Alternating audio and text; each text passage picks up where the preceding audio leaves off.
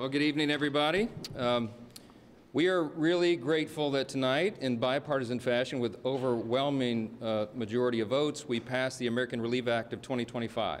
This is a very important piece of legislation. It funds the government, of course, until March of 2025. That was a big priority for us. This is America First legislation because it allows us to be set up to deliver for the American people. In January, we will make a sea change in Washington. President Trump will return to D.C. and to the White House, and we will have Republican control of the Senate and the House. Things are going to be very different around here. This was a necessary step to bridge the gap, to put us into that moment where we can put our fingerprints on the final decisions on spending for 2025. We also, in this bill, as you know, took care of Americans who desperately needed and deserved the assistance. We had a record hurricane season.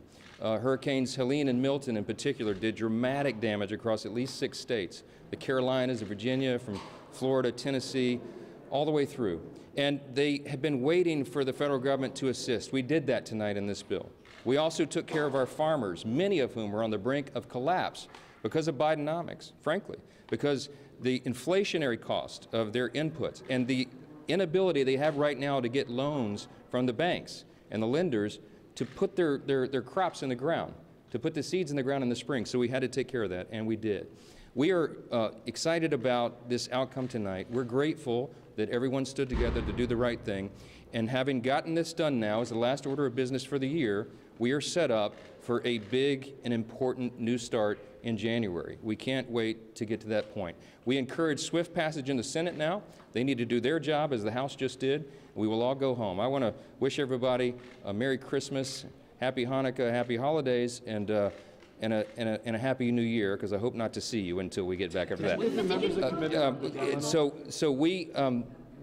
I was in constant contact with President Trump throughout this process, spoke with him most recently about 45 minutes ago.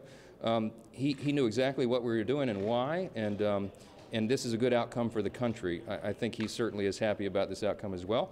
Elon Musk and I talked within about an hour ago, and we talked about the extraordinary challenges of this job. And I said, hey, you want to be Speaker of the House? I don't know. He said, this may be the hardest job in the world. I think it is. But we're going to get through this. We are going to unify this country, and we are going to bring the America First agenda to the people beginning in January. We cannot wait to get started. I hope you all have a great holiday. Do you still want to be Speaker, Mr. Johnson?